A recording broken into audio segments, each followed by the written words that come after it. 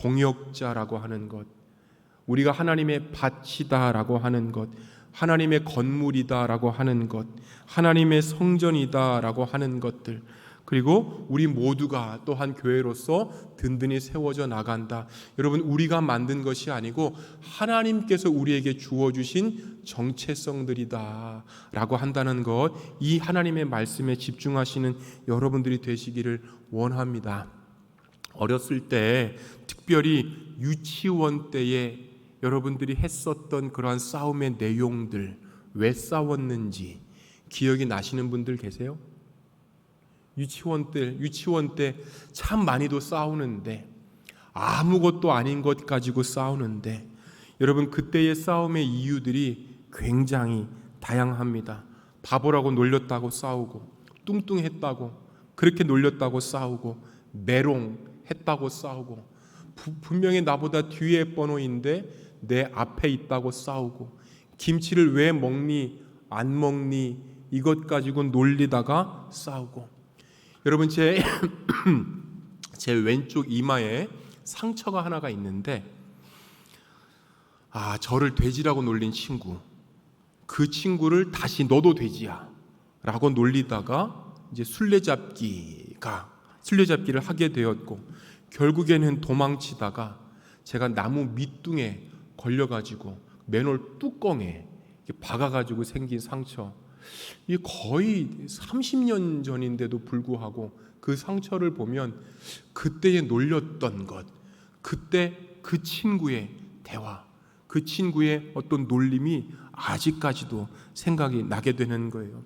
여러분, 아이들이 싸우는 일반적인 이유들을 보니까 경쟁에서 지기 싫거나 혹은 인정을 받고자 하는 그러한 욕구들이 넘쳤다는 거예요. 유치하지만 내가 너보다도 낫다라고 하는 이 시기와 질투가 싸우는 가장 주된 이유이기도 합니다. 우리 아빠가 더 힘이 세. 아니야, 우리 아빠가 더 힘이 세. 후레시맨이 더 힘이 세. 우레메가 더 힘이 세. 별것도 아닌 것 가지고 여러분, 여기에서 싸움이 시작이 되는 거예요.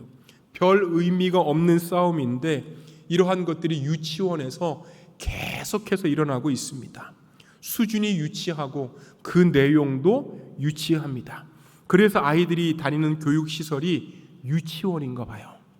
그런데 유치원에서나 볼 법한 이러한 싸움들이 교회 안에서, 특별히 오늘 우리가 읽었었던 고린도 전서, 즉 고린도 교회 안에서도 이러한 일들이 일어났습니다. 누구 편이냐로 시작한 이러한 논쟁들이 성도를 갈랐고 싸우게 되었고, 결국에는 이러한 것들이 소문이 되어서 바울의 귀까지 들어가게 되었었던 거예요. 하나님을 믿는다라고 했던 사람들이 편이 나누어지고 결국에는 싸우니 조롱거리가 되어버렸습니다. 고린도 교회 성도들 편이 있었어요. 고린도 교회 성도들 당이 있었어요. 결국에 교회가 찢어졌어요. 모범이 되어야 되고 화합, 어떤 화평, 사랑으로 하나가 되어야 되는 교회에 어찌 분쟁하고 싸운단 말인가. 여러분, 바울이 볼 때 이러한 성도들의 모습이 굉장히 유치스럽고 어리숙해 보였습니다.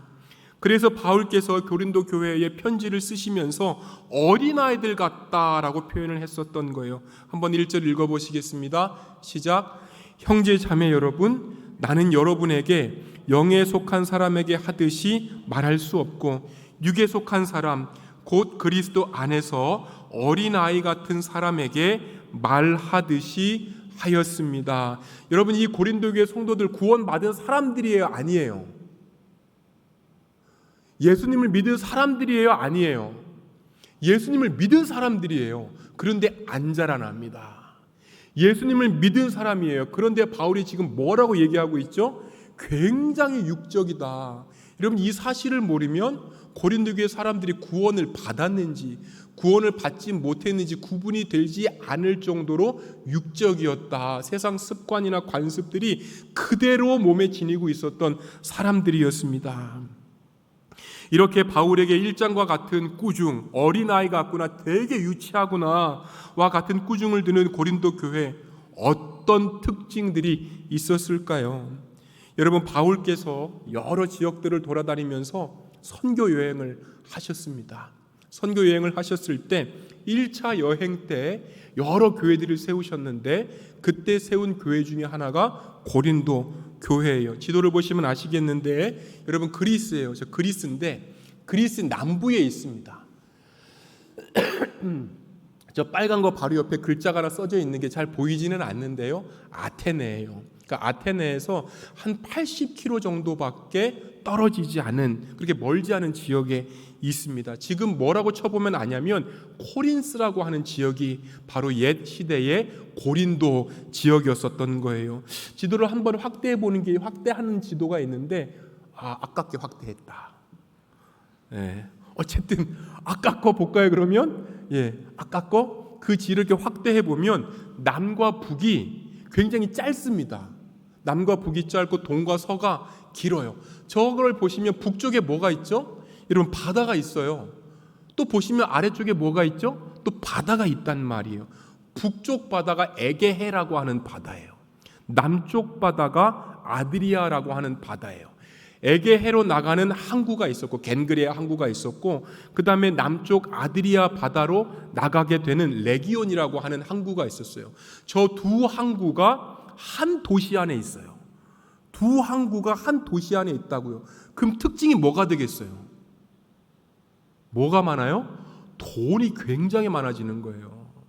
돈이 많아진다. 물류가 오잖아요. 물류가. 그리고 한때에 로마의 수도였어요. 두 개의 항구에다가 로마의 수도였다. 굉장히 도시가 부유해지죠. 이렇게 도시가 부유해졌다라고 한다는 것, 소문이 났어. 야, 저 지역으로 가면 먹고 살 수 있어. 저 지역으로 가면 적어도 굶어 죽지는 않아. 어떻게 됐을까요? 많은 사람들이 고린도로 오게 됩니다. 저 지역의 특성상으로 말미암아 그리스 사람들뿐만 아니라 여러 나라 사람들이 돈을 벌려고, 먹고 살기 위해서 수많은 민족들, 수많은 사람들이 들어와서 엉켜 살았던 지역이 고린도예요. 여러분, 그런데 사람들이 많아지고 그 짧은 시간 안에 많은 돈들을 벌 수는 없었던 것이 당시 형편이었단 말이에요. 그저 저 사람들이 와서 말도 통하지 않는 그때 당시에 할 수 있는 게 뭐가 있었겠어요? 업이라든가 혹은 이렇게 육체 노동, 그런 것들이 다였을 거란 말이에요. 돈 있는 사람들은 더 돈을 벌 수 있었고, 돈을 벌지 못했던 사람들은 더 각박하고 힘들게 살 수밖에 없었던 환경이 바로 고린도 사회였었어요. 여러분, 그래서 대다수가 극빈자층들이었어요. 고린도에 왔었던, 이주 왔었던 대다수의 사람들이 극빈자들이었다. 여러분, 안타까웠던 건 뭐냐면 이렇게 극빈자층들이 많은데 그 안에서 수많은 계급들이 세워졌다는 거예요. 수많은 간격들, 계급들이 있었고, 여러분, 이 계급 사회에서 또 다른 특징이 뭐죠? 신분, 지위가 있었다는 거예요. 여러분, 그래서 많은 사람들이 이 신분과 지위를 통해서 나의 신분 상승에 매달릴 수밖에 없는 문화 속, 그 가운데 살았다. 이게 고린도 지역의 특징이었습니다. 동일한 신분인데 분명한 차이가 있었고, 그래서 사람들끼리 분류되거나 나뉘기가 일상이었습니다. 그래서 당시에 고린도 지역을 일컬어서 어떤 소문이 있었냐면 모든 도시들 가운데 가장 경쟁적인 도시였다라고 하는 수식어가, 별명이 붙게 돼요.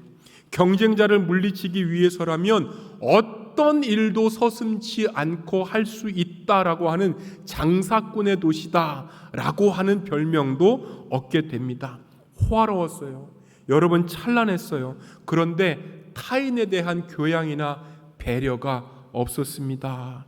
부자들이 가난한 사람들을 너무나도 끔찍하게 착취했어요. 여러분, 한국 사회를 바라보면서 부자 하면 누구를 떠올릴 수 있을까요? 한국 사회에서 부자 하면 누구를 떠올릴 수가 있어요? 전통적으로 누구를 떠올릴 수가 있어요? 누구를 떠올릴 수가 있어요? 이건희? 먼 제 친척이에요. 네, 그래요. 좀 잘났죠? 농담이에요. 어쨌든 한국 사회에서 부자, 전통적으로 어떤 사람들을 생각해낼 수 있어요?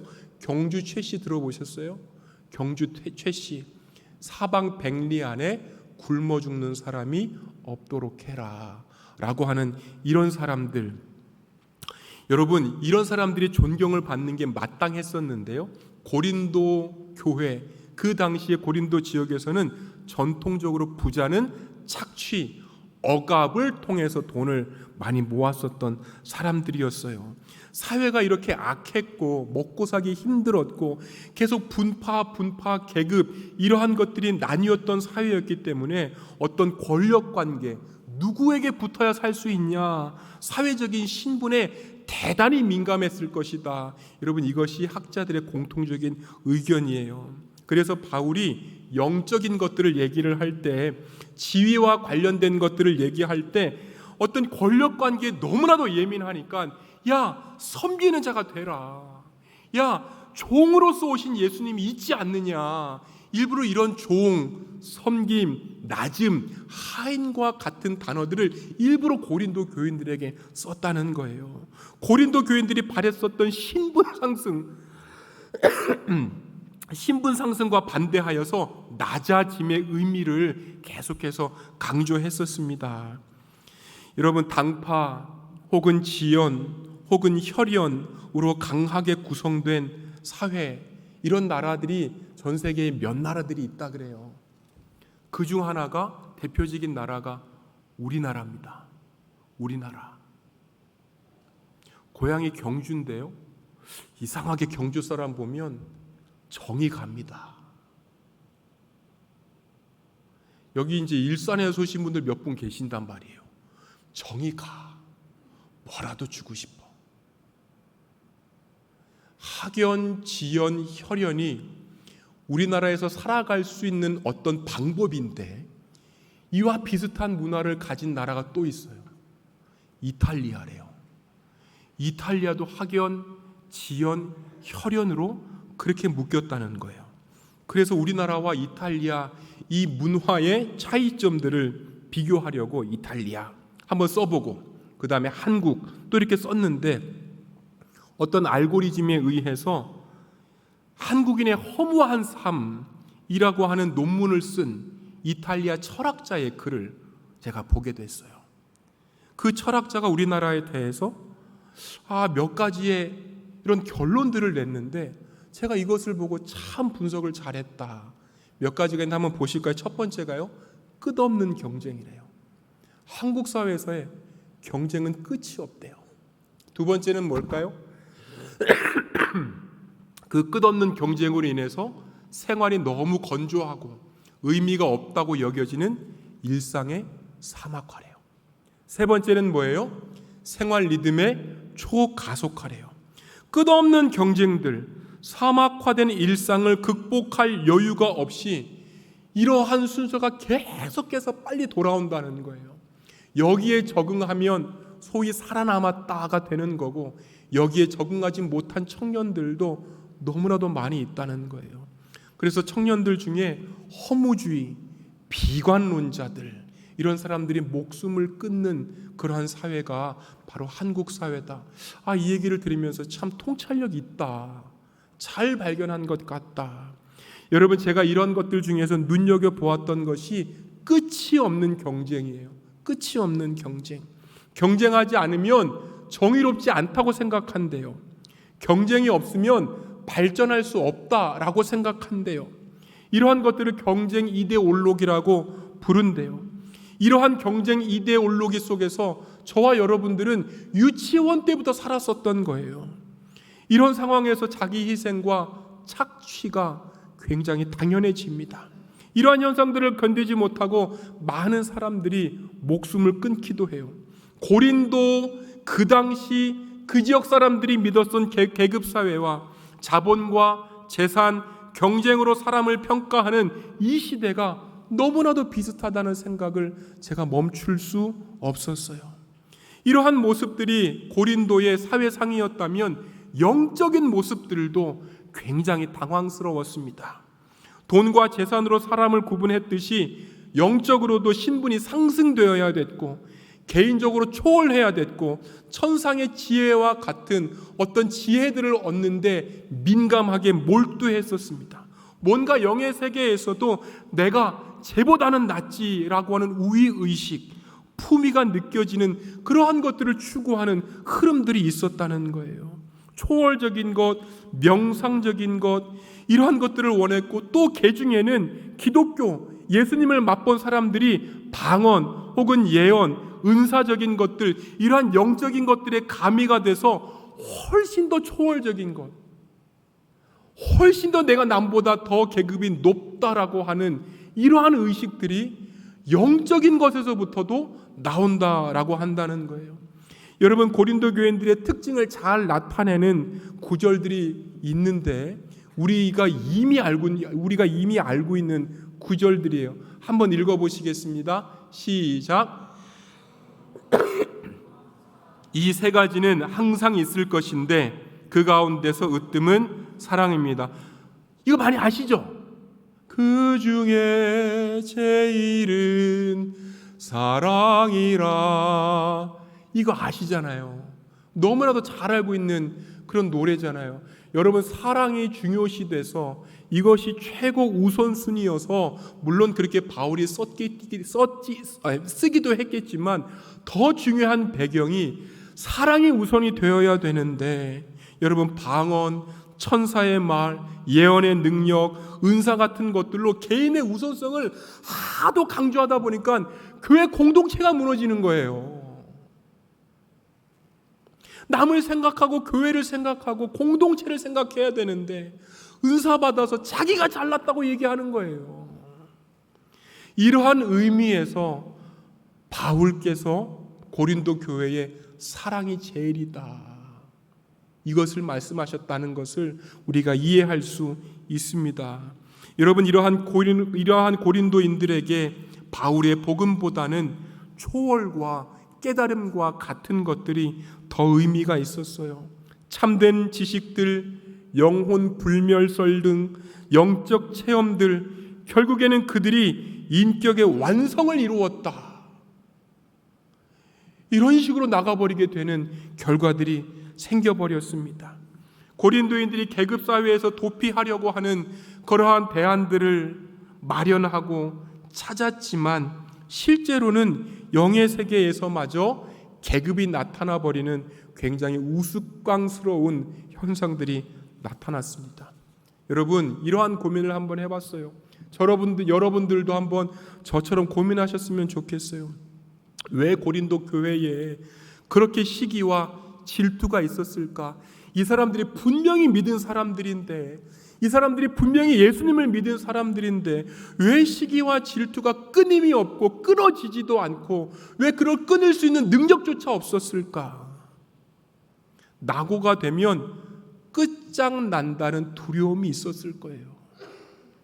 경쟁, 패배주의와 같은 이데올로기를 벗어나지 못했기 때문은 아니었을까요? 여러분, 제가 오늘 말씀을 준비하면서 이 본문의 주제를 관계로 잡아야 되는가, 아니면 분열로 잡아야 되는가, 공동체로 잡아야 되는가, 성화로 잡아야 되는가, 무엇이 중심 주제인지를 몰랐어요. 그러다가 또 생각해 봤어요. 관계와 분열, 이렇게 성숙하지 못했던 고린도 교인들의 문제라면, 그렇다면 이 문제가 어디에서 비롯되었을까? 라인이 세워졌고 지역적으로 나뉘어졌고 학연과 정치색으로 분리되었는데 그렇게 했던 시기와 질투는 과연 무엇이었을까? 이 분열의 원인이었던 시기는 과연 무엇이었을까? 여러분, 이 내용도 저와 여러분들이 이미 알고 있습니다. 말씀을 한번 읽어보시겠습니다. 시작. 가인과 그가 바친 제물은 반기지 않으셨다. 그래서 가인은 몹시 화가 나서 얼굴빛이 달라졌다. 주님께서 가인에게 말씀하셨다. 어찌하여 내가 화를 내느냐? 얼굴빛이 달라지는 까닭이 무엇이냐? 내가 올바른 일을 하였다면 어찌하여 얼굴빛이 달라지느냐?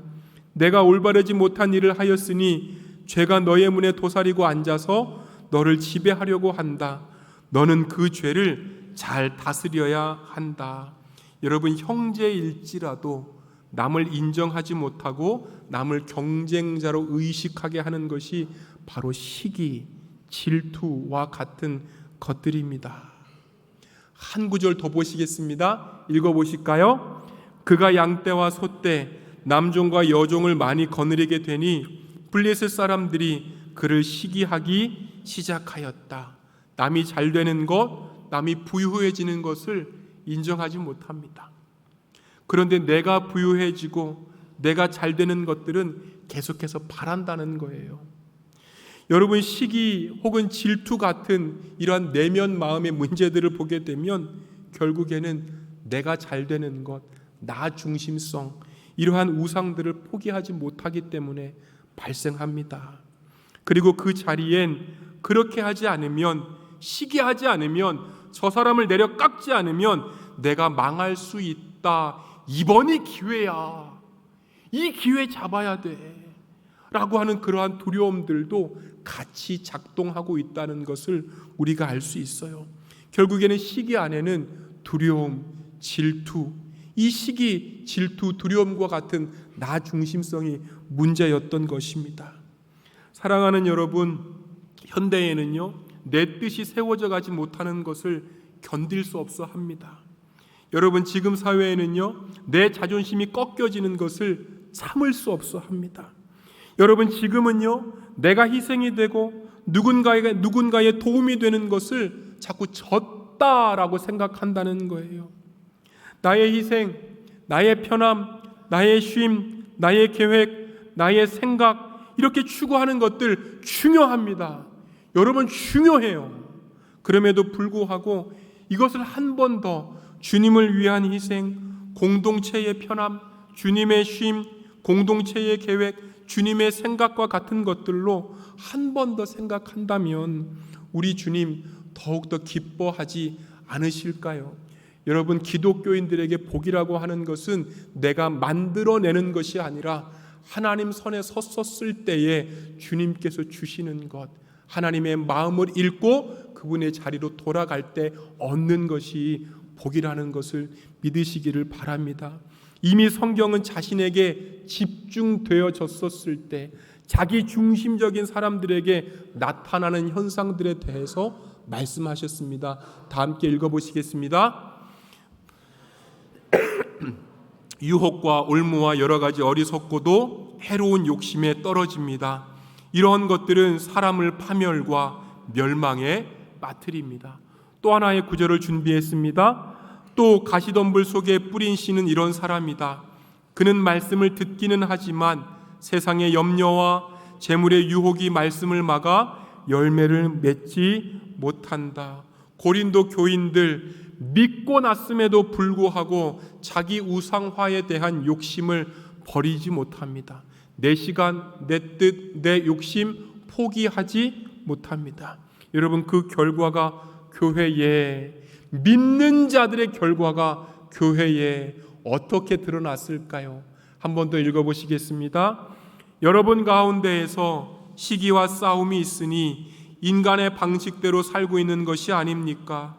나는 바울 편이다 하고 또 나는 아볼로 편이다 한다니 육에 속한 사람이 아니고 무엇이겠습니까? 여러분, 바울파와 아볼로파, 이것을 나눈 이유가 결국에는 본인들의 성공이었던 거예요. 바울이 고린도 교인들에게 아직도 육신에 속해 있다, 구원받았음에도 불구하고 아직도 육신에 속해 있구나, 아직도 육체적이구나 라고 얘기했던 이유는 이러한 나의 중심성에서 벗어나지 못했기 때문입니다. 오늘 말씀의 제목이 어떻게 되죠?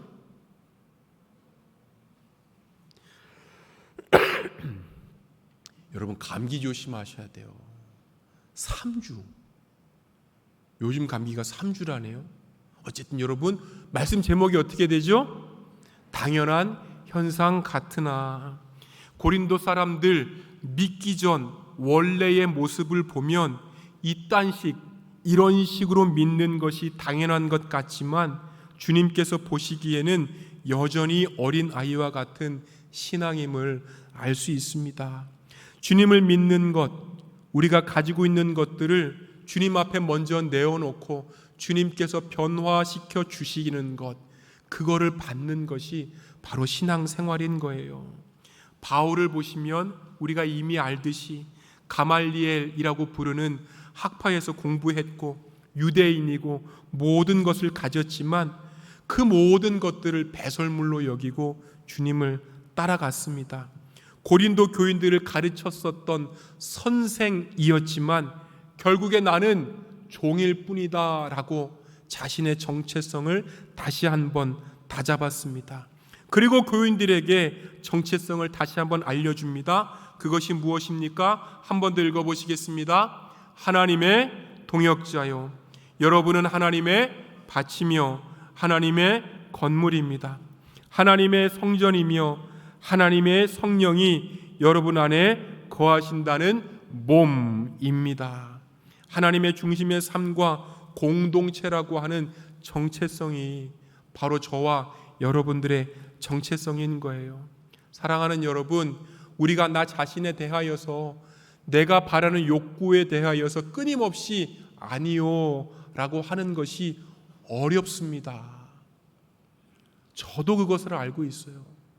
여러분, 그런데요, 신앙은 싸움인 거예요. 싸움인 거예요. 한 번 더 내가 원하는 것인지, 한 번 더 주님께서 원하는 것인지, 예라고 답할 그때에 네, 그렇습니다, 주님, 이거를 해야만 하는 그런 싸움인 거예요. 자신을 부인하고 자기 십자가를 지는 싸움이 바로 이러한 싸움입니다. 그래야 성장할 수 있고, 그렇게 해야 주님께서 당신의 일들을, 당신의 복들을 주시는 거예요.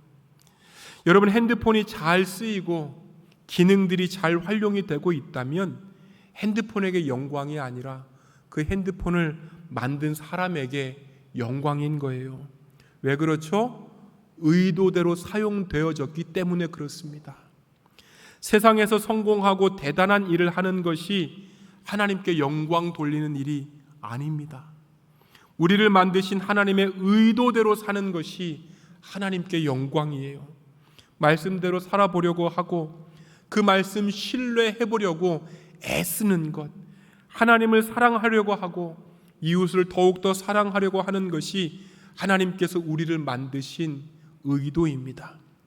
연약하고 부족해도 실패하고 화려하지 않다 할지라도, 그래서 날마다 똑같은 인생들이 반복되어도 그분의 의도대로 살아간다면 하나님께 영광인 거예요. 하나님의 자녀라고 하는 이 목적, 하나님의 자녀라고 하는 이 정체성, 여러분, 이 정체성이 평생 저와 여러분들의 정체성이 되시기를 원합니다.